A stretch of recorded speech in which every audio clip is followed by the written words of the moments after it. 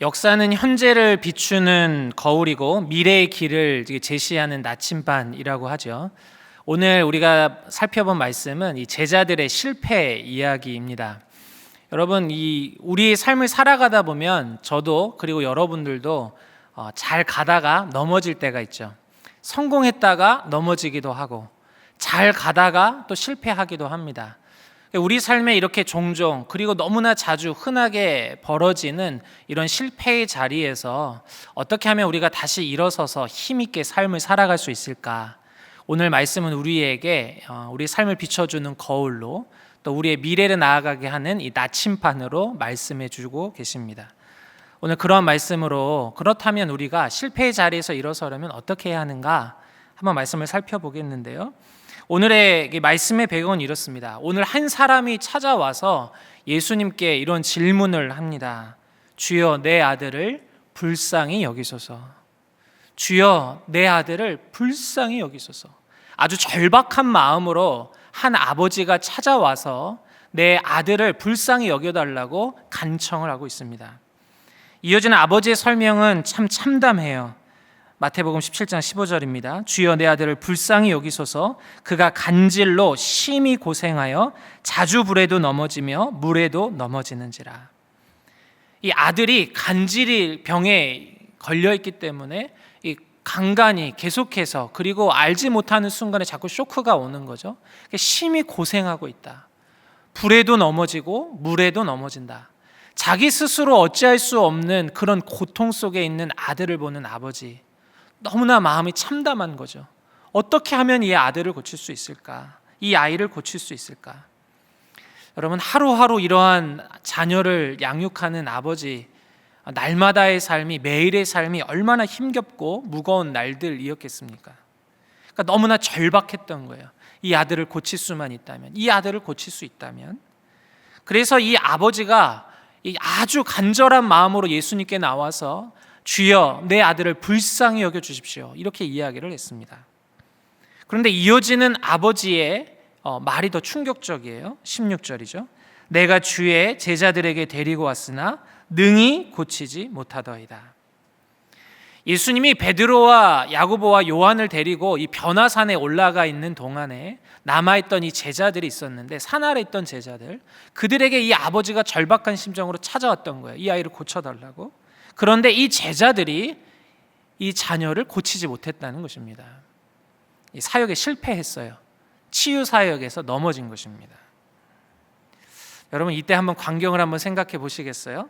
제자들의 얼굴이 어땠겠습니까? 이렇게 이야기하는 아버지 막 얘기할 때 울그락불그락 했겠죠. 이 못 고쳤던 제자들이 말이죠. 막 당황했을 겁니다. 쭈뼛쭈뼛하고요. 여러분, 이 동일한 이 사건을 기록하고 있는 마가복음 9장을 보면 이 아버지가 이렇게 이야기를 합니다. 마가복음 9장 22절. 귀신이 그를 죽이려고 불과 물에 자주 던졌나이다. 그러나 무엇을 하실 수 있거든 우리를 불쌍히 여기사 도와주옵소서. 예수님을 향해서 그러나 무엇을 하실 수 있거든. 예수님께 간청을 하고 있는데 약간의 뉘앙스를 보세요. 무엇을 하실 수 있거든. 무슨 말입니까? 제자들에게 해봤는데 안 됐네. 예수님은 이라면 스승이니까 좀 할 수 있을까? 반반의 마음이죠. 반반의 마음. 고칠 수도 있고 좀 뭔가 할 수 있을까? 절박해서 왔지만 그런 마음속에 이런 의심하는 마음들이 섞여서 찾아온 것입니다. 제자들의 실패 때문에, 제자들의 넘어짐 때문에 예수님의 능력마저도 의심받는 이런 상황, 이 제자들이 이런 실패했던 이 자리, 오늘 그 자리에서 일어났던 말씀이 오늘의 내용이죠. 그렇다면 여러분, 오늘 이렇게 실패한 자리에 있었던 이 제자들, 우리가 이런 말씀을 통해서 실패의 자리에서 일어서기 위해서는 어떻게 해야 되는가? 이 첫 번째, 이 겸손하게 물어야 한다는 것입니다. 겸손하게 묻기. 실패에서 자리에 일어서기 위해서는 우리가 겸손하게 묻는 자세가 필요하다는 것이죠. 여러분, 이 진단의 중요성이 있습니다. 어떤 사건이 일어났을 때 그 일을 잘 진단하는 것, 진단이 정확해야 올바른 치료가 가능하죠. 그래서 여러분, 우리가 넘어졌을 때에, 우리가 실패했을 때에 우리 안에 필요한 마음이 무엇이냐면 잘 듣는 것입니다. 귀를 열어서 듣는 것입니다. 무엇이 문제였을까? 무엇이 잘못됐을까? 무엇 때문에 실패했던 것일까? 이런 부분을 귀를 열어서 들어야 한다는 것이죠. 그런데 우리가 보통 넘어지게 되면 어떠한 반응이 일어나요? 마음의 경직이 일어나죠. 귀를 닫는 것보다는 이걸 어떻게 수습해야 될까? 핑계대기도 하고 변명하기도 하고. 그런데 오늘 이 제자들의 모습을 보면요, 이 제자들은 물었습니다. 예수님께 나와 묻죠. 예수님께 왜 실패했는지를 묻고 있습니다. 그래서 여러분, 우리가 이 질문을 던지면 이 답을 주세요. 예수님께 우리가 질문했을 때 예수님이 답을 주십니다. 그래서 우리가 예수님께 묻는 것이 참 중요해요. 그리고 예수님이 우리에게 정확한 질문에 대한, 우리 자신에 대한 진단을 주십니다. 그리고 예수님은 우리가 이해하지 못하는 것까지도 다 아시고 답을 주세요. 친절하신 예수님이십니다. 오늘 이 본문 바로 앞에 있는, 이 앞에 나왔던 내용에서도 마찬가지입니다. 예수님께서 변화산에 올라가셔서 예수님의 이 변화되시는 모습, 영광스러운 모습을 보여주십니다. 그러자 이 제자들이 아주 황홀해하면서 변화하신 예수님을 보면서 아주 황홀해해요. 그곳에서 들려진 그들의 하나님이 주신 메시지는 이 내 사랑하는 아들이요 기뻐하는 아들이다. 내 아들의 말을 들어라. 예수님은 단순한 사람이 아니라, 어떤 선지자가 아니라, 단순히 능력 많은 어떤 위인이 아니라 하나님이 기뻐하시는 아들이다 라고 말씀하시면서 내 아들의 말을 들어라 말씀하십니다. 예수님이 이제 구원자이심을 나타내 주신 거죠. 그러자 제자들이 궁금한 게 있었어요. 말라기서 4장 5절을 보면, 구약 성경의 말라기서 4장 5절을 보면 구원자가 오기 전에 엘리야가 다시 온다고 했거든요. 그런데 오늘 변화하신 예수님을 보면서 이거는 어떻게 해석해야 될까 하는 궁금증이 생겼습니다. 그래서 마태복음 17장 10절을 보면 제자들이 이렇게 예수님께 묻습니다. 제자들이 물어 이르되 그러면 어찌하여 서기관들이 엘리야가 먼저 와야 하리까 하나이까? 엘리야가, 선지자들이 이 말라기서를 말하는 거죠. 이 엘리야가 먼저 와야 된다고 했는데 엘리야가 왔습니까? 실제로 이렇게 물었습니다. 그러자 예수님이 이 질문에 답을 주세요. 마태복음 17장 12절입니다. 내가 너희에게 말하노니 엘리야가 이미 왔으되 사람들이 알지 못하고 임의로 대우하였도다. 인자도 이와 같이 그들에게 고난을 받으리라 하시니. 엘리야가 이미 왔으되, 엘리야가 이미 이 땅에 왔다. 선지자가 말한 엘리야가 이미 왔다. 구원자인 내 앞에 이미 와 있다. 이렇게 설명을 해주시는 거죠. 사람들이 알지 못하고 임의로 대우했다. 그러자 마태복음 17장 13절입니다. 그제서야 제자들이 예수께서 말씀하신 것이 세례 요한인 줄을 깨달으니라. 아멘. 그제서야 깨달으니라. 구약 성경에 말씀한 그 선지자, 구원자 앞에 올 메시아, 그 엘리야가 바로 세례 요한이었구나. 예수님이 깨닫게 해주신 거죠. 예수님께 물었을 때 예수님은 우리가 이해하지 못하는 것까지도 밝히 깨닫게 해주시는 분이 바로 우리 예수님입니다. 그래서 여러분, 오늘 제자들은 실패의 오늘 원인을, 이 실패의 자리에서도 동일하게 예수님께 묻는 행동을 하고 있어요. 마태복음 17장 19절이죠. 우리 같이 한번 한 목소리를 읽어보겠습니다. 함께 읽겠습니다. 시작. 이때에 제자들이 조용히 예수께 나와 이르되 우리는 어찌하여 쫓아내지 못하였나이까? 아멘. 자녀를 고쳐달라고 한 아버지, 그 아들을 고치지 못해서 넘어졌던 제자들이 예수님께 묻는 거죠. 예수님, 우리는 어찌하여 쫓아내지 못했습니까? 실패의 자리에서 예수님께 묻고 있습니다. 예수님께 묻고 있어요. 여러분, 이렇게 회복의 시작은 예수님께 묻는 것부터 시작됩니다. 여러분, 우리가 다른 사람들에게도 많이 귀를 열고 이야기를 듣는 이 겸손한 마음, 이 마음이 필요하고요. 여러분, 예수님께 나의 실패에 대해서 물어보십시오. 예수님, 저희가 왜 넘어졌습니까? 왜 쫓지 못했습니까? 예수님, 왜 이러했습니까? 예수님께 내 모습을 진단해 달라고. 주님, 저의 귀를 열어주십시오. 들을 수 있는 저의 귀를 열어주십시오.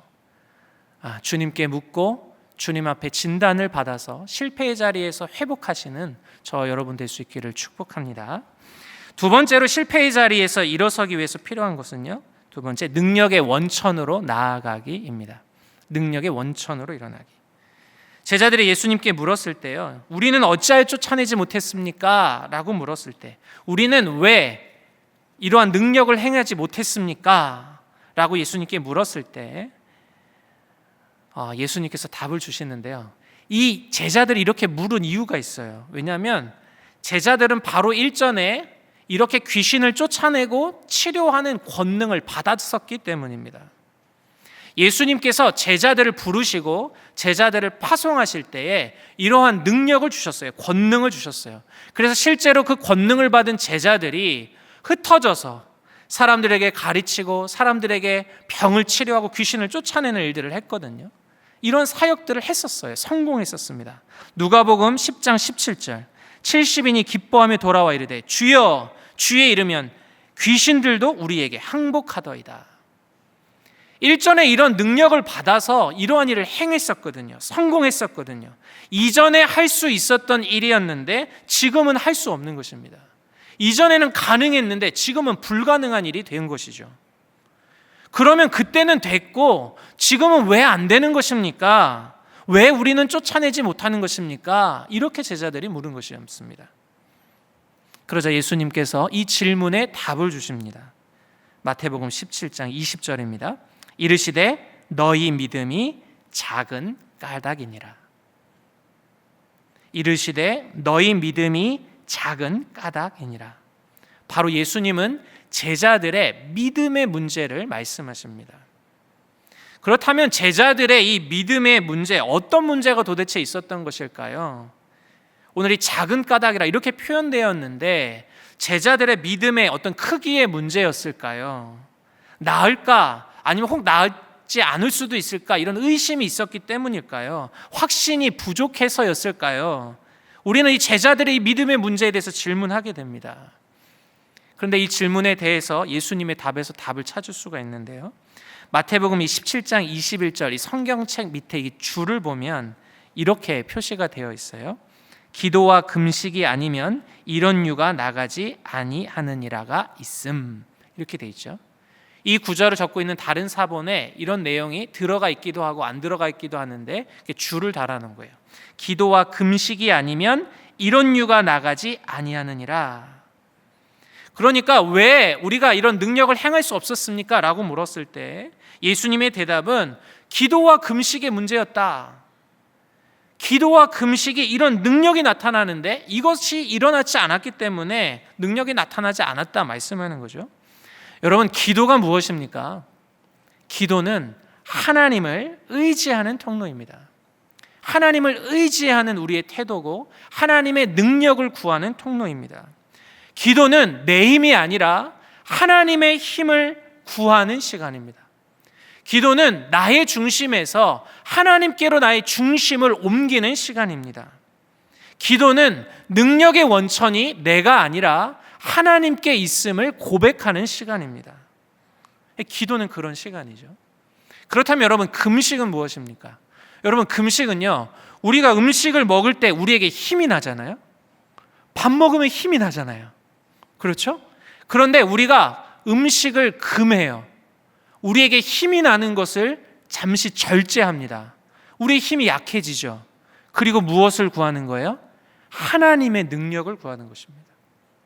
내 힘이 아니라 주님의 힘으로 그 일이 이루어지길 원합니다. 내 힘으로가 아니라 주님의 능력으로 그것이 풀어지기를 원합니다.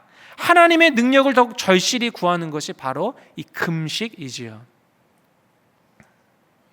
그렇다면 이것들을 보았을 때 제자들이 실패했던 그 이유, 그 믿음의 문제는 무엇이었습니까? 바로 이 능력의 원천을 잊어버렸다는 것입니다. 일전에 예수님께서 그들에게 권능을 주셨을 때, 능력을 주셨을 때 그것으로 가지고 많은 일들을 하다 보니까 어느덧 그것이 내 능력인 것처럼 생각하게 된 것입니다. 나를 통해서 하나님이 일을 하시는데 그런 일을 행하다 보니까 그 능력이 마치 나에게서 나가는 것처럼 행동하기 시작한 것이에요. 그러다 보니까 그들의 기도가, 그들의 금식이, 하나님을 의지하는 것들이 약해지고 점점 더 내가 했던 방식으로, 내가 주인공이 돼서 내 힘으로 하는 일들을 하기 시작했던 것이죠. 이처럼 우리에게서 이런 능력의 원천을 벗어내게 되는 순간 우리는 넘어지게 돼 있습니다. 능력이 나가지 않는 것이죠. 우리는 그래서 실패했을 때 우리의 능력의 원천을 기억해야 합니다. 내 능력이 어디서부터 온 것이지? 내 능력이 어디서부터 온 것이지? 능력의 원천으로 나아가야 합니다. 다시 기억해야 돼요. 아무리 최첨단 이 냉장고가 있더라도 그 플러그에 전선이 꽂혀 있지 않으면 무용지물입니다. 돌아갈 수가 없어요. 아무리 고성능인 핸드폰이라 할지라도 와이파이가 터지지 않는 곳에서는 아무런 인터넷망과 연결한 기능을 사용할 수가 없어요. 능력의 원천이 어딘가, 이것을 봐야 한다는 것이죠. 이전에 아프리카 선교를 갔을 때 이 선교사님 이거 관련된 그 일화가 생각이 났습니다. 외국에서 선교 사역을 할 때 많은 분들이 선교사 하면 굉장히 능력이 많고 재정이 풍부하고 우리에게 도움을 주는 정말 이 통로로 많은 요청을 합니다. 선교사님 이거 도와주세요. 선교사님 이거 도와주세요. 하니까 이 선교사님이 도움을 요청하는 데는 너무 많는데 이분들을 누구를 돕고 누구는 돕지 말아야 하는가, 이게 고민이 되신 거예요. 어떻게 하지? 이게 고민하던 중에 선교사님에게 그 하나의 그 지혜가 떠올랐답니다. 그래서 내가 돈을 주지 말고 정말 그 사람을 위해서 기도를 해줘야겠다. 나는 다 할 수가 없으니까 하나님께 도와달라고 내가 구해야 되겠다. 그래서 이제 선교사님한테 딱 찾아오는 거예요. 어느 교회 이제 현지인 목사님 찾아와서 우리 교회 뭐 이게 필요합니다. 이것도 해야 되고 해야 됩니다. 그러면 제가 돈은 없지만 목사님 위해서 기도해 드리겠습니다 하고 간절히 기도했다는 거예요. 간절히 기도했다는 거예요. 근데 그랬더니 놀라운 일이 일어났다는 거예요. 목사님들의 종류가 두 종류로 갈렸다는 것입니다. 어떤 분들은 너무 그 기도에 감사합니다. 내가 비록 재정은 지원 못 받아도 이렇게 기도해 주셔서 감사합니다. 기쁨으로 힘을 얻고 가는 분이 있고, 어떤 분은 기도를 많이 해드렸는데 뭐야 돈도 안 준단 말이야? 재정도 안 준단 말이야? 하고 화내면서 갔다는 거예요. 선교사님이 그걸 딱 보고 기도만 해도 감사하다고 한 분만 도와주면 되겠다. 이게 진짜구나. 이분이 진짜 하나님의 능력을 믿네. 그래서 그 다음부터 올 때마다 기도를 더 열심히 해줬다는 거예요. 그래서 해서 하고 기도만 해주셔서 감사합니다.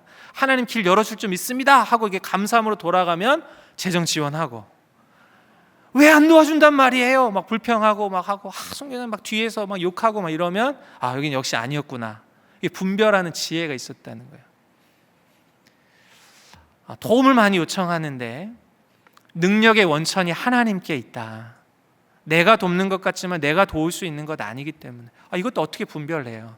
어떻게 도와요? 그럴 때 하나님, 능력이 많으신 하나님, 능력이 하나님께 있습니다. 하나님 정말 도와주십시오. 그것을 믿는 분들은 정말 기쁨으로 돌아가고, 그랬더니 정말 하나님의 돕는 손이 갖는 거. 그런 일들이 있었던 기억이 납니다. 근데 이 능력의 원천과 관련돼서 오늘 제자들의 실패의 길이 있었잖아요. 오늘 말씀을 보면서 이번 주 화요일날 순장스쿨에서도 좀 나눴지만 저의 모습이 또 많이 생각이 났습니다. 여러분, 이 목회자가 됐을 때 정말 많은 성도님들의 이제 신방과 사연의 이야기를 듣게 됩니다. 많은 문제가 있을 때 성도님들이 저에게 찾아와서 목사님 이런 어려움이 있습니다, 이렇게 이야기를 하세요. 그래서 예전에 제가 이게 성도님들을 뵈면서 하나님 앞에 어떻게 구했냐면, 하나님 지혜를 주세요. 그래서 하나님, 제가 성도님들의 그 문제에 정말로 좋은 답을 줄 수 있게 지혜를 주세요, 이렇게 기도했어요. 그런데 여러분, 제가 이 수많은 성도님들의 삶을 보니까 왜 이렇게 다양하세요? 상상도 못한 일들이 성도님들의 삶에 펼쳐지더라고요. 상상도 못하는 문제들이 성도님들에게 있고요. 도저히 답이 없는 문제들을 만나요. 그러다 보니까 제 안에 얼마나 이제 어려움들이 찾아왔냐면 늘 자책하는 거예요. 답을 드릴 수가 없어서, 문제를 해결해 드릴 수가 없어서, 그러다 보니까 점점 자기 연민에 빠지고 점점 제 삶이 위축되고 점점 이렇게 소심해지고 만날 때마다 이렇게 되게 경직이 되고 제 안에 심지어 성도님들을 보면 무섭고 만나자고 하는데 어떡하지? 이렇게. 그런데 그러다 어느 날 한 목사님과 이야기를 하다가 저의 잘못된 지점을 이야기했습니다. 저는 저에게 주신 어떤 지혜를 가지고 하나님이 없어도 문제를 해결할 수 있다. 어떻게든 내가 내 지식을 통해서 성도민들을 문제를 해결하려고 발버둥 치고 있었던 제 모습을 보게 했어요. 어떤 목사님이 그러는 거예요. 신방할 때, 정목사 신방할 때는 그냥 우리가 잘 문제를 듣고 그 성도님이 이 능력의 원천이신 하나님을 바라볼 수 있도록 하는 것. 우린 거기까지만 하면 되는 것. 우리가 다 어떻게 해결하겠냐고. 그 성도님들이 문제 속에 파묻혀 있을 때, 문제를 바라보면서 그곳에 함몰되어 있을 때 우리 소망 되신 예수님을 바라보게 하는 것. 우리는 그걸 위해서 하는 거라고. 그걸 위해서 가는 거라고. 제가 너무 감격스러웠어요. 제가 그 말씀해 주셨던 그 선배 목사님의 조언이 저를 굉장히 자유하게 했습니다. 그렇구나. 내가 해결하는 것이 아니라 하나님이 우리 성도님을 해결하신다. 나는 능력이 부족하지만 능력 많으신 하나님께서 우리 성도님들을 도우신다. 나는 불가능하지만 하나님께서, 그 성도님을 사랑하시는 하나님께서 그 성도를 반드시 건지실 것이다. 이런 소망이 생기니까요, 신방이 즐겁습니다. 할렐루야. 예. 이야기하세요. 같이 기도해요. 같이 바라봐요. 같이 능력의 하나님께 나아가서 구해요. 예. 하나님이 없어도 되는 문제 해결자처럼 행동했던 이 제자들의 실패, 저의 모습이었어요. 혹 우리 사랑하는 성도 여러분들 삶들 속에서도 혹 이러한 삶으로 문제를 해결하라고 하고 계시지는 않으세요? 내 지식으로, 내 경험으로 모든 문제를 해결할 수 있다, 이렇게 생각하고 있지 않으세요? 여러분, 그렇다면 죄송하지만 넘어지게 되실 겁니다. 반드시 실패를 만나게 되실 것입니다. 여러분의 한계를 반드시 만나게 되실 것입니다. 여러분, 그럴 때 기억하십시오. 능력의 원천으로 나아가야 합니다. 우리 하나님께로 나아가야 돼요. 하나님 도와주십시오. 하나님께서 길을 열어주십시오. 하나님께서 보여주십시오. 하나님의 마음을 주님 알게 해 주십시오. 하나님 앞에 주목하고 능력 많으신 주님 앞에 나아가 그 능력으로 다시금 일어서시는 저 여러분들 될 수 있기를 예수님의 이름으로 축복합니다. 세 번째입니다. 실패의 자리에서 일어서기 위해서 세 번째, 믿음으로 선포하기입니다. 믿음으로 선포하기. 우리 마태복음 17장 20절 말씀을 같이 한번 읽어보겠습니다. 함께 읽지요. 시작. 이르시되 너희 믿음이 작은 까닭이니라. 진실로 너희에게 이르노니 만일 너희에게 믿음이 겨자씨 한 알만큼만 있어도 이 산을 명하여 여기서 저기로 옮겨지라 하면 옮겨질 것이요 또 너희가 못할 것이 없으리라. 아멘. 오늘 이 말씀에 보면요, 굉장히 재미있는 표현이 나옵니다.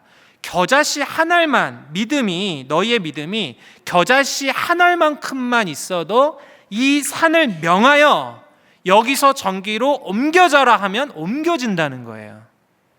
너희가 못할 것이 없을 것이다 라고 말씀합니다. 산에게 명령을 한대요. 여러분, 근데 산이 옮겨질 수가 있습니까? 여러분, 10년이 변해도 강산은 변하나요? 네, 변하는군요. 네.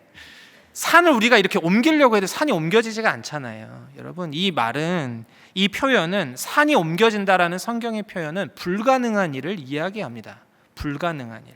그런데 여러분, 산에 명하면 이 산이 옮겨진다는 것이죠. 근데 이 부분을 잘 한번 생각해 보세요. 여러분, 산은 옮겨진 적도 없고 옮길 수도 없는 것입니다. 산을 옮긴다? 이건 우리 모두가 이거는 불가능한 일이다 라고 딱 단정 짓는 일입니다. 이거는 할 수 없는 일이야 라고 우리가 결론을 내리는 일이에요. 이 불가능한 일입니다. 그런데 오늘 예수님은 아니다, 믿음은 이게 가능하다, 이것이 가능하게 한다라고 말씀해요. 믿음은 우리가 결론 낸, 단정을 지어버린, 불가능하다고 생각한 일들을 넘어서 상상할 수 없는 일을 가능하게 한다라고 말씀하신 것입니다. 우리 안에 있는 경직, 우리가 이것은 안 된다고 딱 규정하고 그것을 벗어나지 못하고 있는 그 경직을 벗어나서 그것이 가능한 일들, 가능하게 하는 역사가 이 믿음을 통해서 일어난다는 것이죠. 이것이 무엇을 말씀하는 것일까요, 여러분? 예수님이 우리 가운데 하나님을 제한하지 말라는 것입니다. 우리가 불가능하다고 생각하는 것 너무 빨리 결론 내리지 말라는 거예요. 규정하지 말라는 거예요. 예를 들면 이런 거죠. 가난하기 때문에 불행하다. 너는 가난하기 때문에 어쩔 수 없어. 너의 삶은 불행해. 너는 학교를 잘 가지 못했기 때문에 너의 미래는 어두워. 너는 이러한 결핍이 있기 때문에 너의 삶은 정말로 많은 이런 가시가 있고 잘못된 것들이 있고 너는 그런 거야. 저 사람의 성향은 원래 그래. 이렇게 단정해 버리는 거죠. 이건 이럴 수밖에 없는 거야 라고 단정해 버리는 것, 규정 짓는 것. 그래서 불가능하다고 생각하는 것, 이렇기 때문에 이럴 것이다 라고 말하는 것, 아니라는 것입니다. 저 사람은 도저히 안 변할 거야.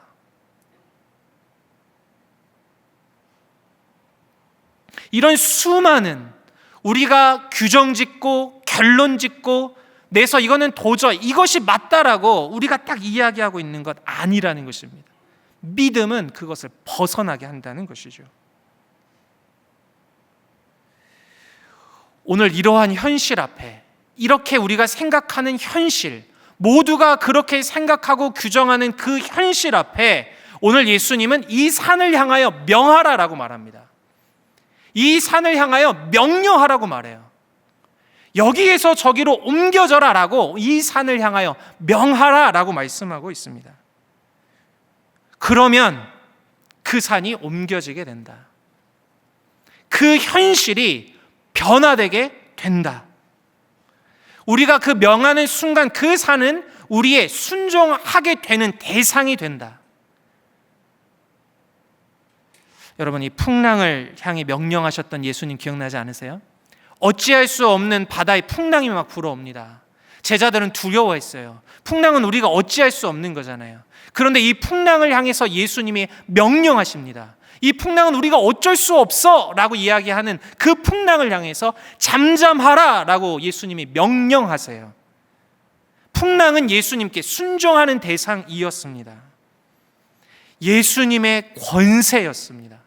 풍랑을 잠잠케 하시는 예수님, 모두가 불가능하다고 생각하는 일을 가능하게 하시는 예수님, 창조주의 능력, 우리가 규정짓는 모든 일로부터 자유케 하시는 예수님.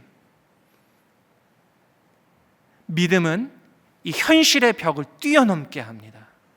그래서 그것을 향해서 오늘 명령하라고 말씀해요. 우리가 규정짓고 있는 일, 그것을 향해 명령하라고 말해요. 믿음으로 선포하라고 말해요. 가난해도 네 삶 불행하지 않을 것이다. 주님이 너와 함께 하시기 때문에 너는 그것 때문에 가난이 정말 하나님이 그걸 통해 너를 통해 또 하실 일이 있을 것이다.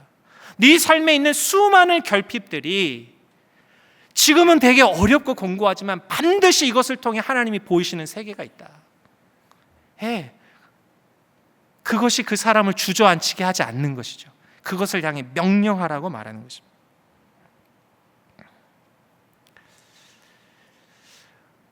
창세기 35장에 보면 야곱 이야기가 나옵니다. 야곱에게는 레아와 라헬 이렇게 아내가 있었는데요. 여러분, 이 사랑했던 아내 라헬이 아이를 낳다가 죽게 되는 장면이 창세기 35장에 나와 있습니다. 창세기 35장 18절입니다. 그가 죽게 되어 그의 혼이 떠나려 할 때에 아들의 이름을 베논이라 불렀으나 그의 아버지는 그를 베냐민이라 불렀더라. 이제 엄마였던 라헬이 자녀를 낳는데 이제 출산하는 순간 과정 속에서 뭔가 안 좋은 걸 느꼈던 거예요. 내가 살지 못하겠구나. 여러분, 이 고대 시대에 얼마나 이렇게 위생이 좋았겠습니까? 질병이나 이런 감염이나 이런 것도 많고, 그런 상황 속에서 라헬이 자녀를 낳다가 내가 살지 못하겠구나, 이걸 느꼈다는 것이죠. 그러자 아이를 낳는 순간에 이 아이를 바라보면서 베노니라고 이름을 지었습니다. 이 베노니라는 뜻은 슬픔의 아들이라는 뜻이에요. 왜 그렇습니까? 이제 엄마 없는 자녀로 자라갈 아이를 보면서 이제 이 아이는 평생에 엄마 없이 삶을 살아가는 아이가 되겠구나, 이 슬픔의 아이인 거예요. 그 이름을 베논이라고 줬어요. 여러분, 그러자 그 옆에 있던 야곱이 이 광경을 보고 이내 바로 이름을 아니다 베냐민이라고 짓습니다. 베냐민이라는 이름을 줘요. 이 베냐민이라는 뜻은 오른손의 아들, 능력의 아들이라는 뜻입니다. 오른손의 아들, 능력의 아들, 하나님의 권능의 오른손으로 붙잡고 계시는 아들, 이렇게 이름을 부어요. 비록 어머니를 잃게 되는 상황 속에서도 어머니가 없지만 하나님께서 이 능력의 손으로 이 아이를 붙드실 것이다.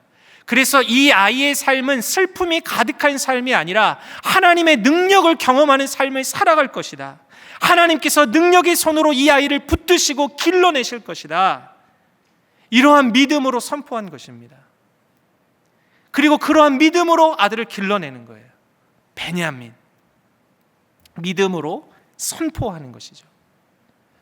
여러분, 여러분의 삶 속에 이처럼 슬픔의 아들 같은, 없으니까 반드시 이렇게 될 거야 라고 결정하는 그 상황 속에 믿음으로 선포하십시오. 베냐민, 베냐민, 하나님의 권능의 손으로 붙드실 것이다. 하나님께서 믿음으로 그것을 극복하게 하실 것이다. 하나님께서 믿음으로 너의 삶을 책임지실 것이다. 하나님께서 믿음으로 그 문제를 이겨내게 하실 것이다. 이 믿음으로 삶을 살아가라는 것입니다. 믿음으로 선포하는 것. 이 산을 명하여 이곳에서 저곳으로 옮기라. 너희가 그러한 일을 주께서 행하신다고 말씀합니다.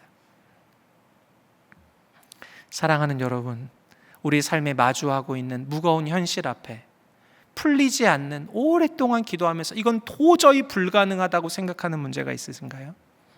믿음으로 선포하십시오.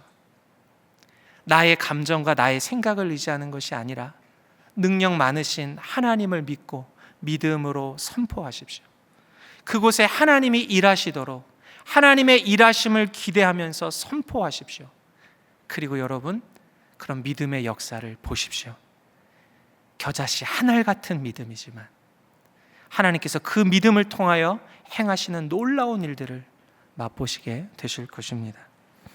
말씀을 매듭하면서요, 실패의 자리에서 일어나기 위해서 겸손하게 묻는 삶, 실패의 자리에 일어서기 위해 능력의 원천으로 나아가는 삶, 실패의 자리에 일어서기 위해 그 자리에서 믿음으로 선포하는 삶을 살아가시며 믿음으로 승리해 가시는 저와 여러분들 되시기를 예수님의 이름으로 축복합니다.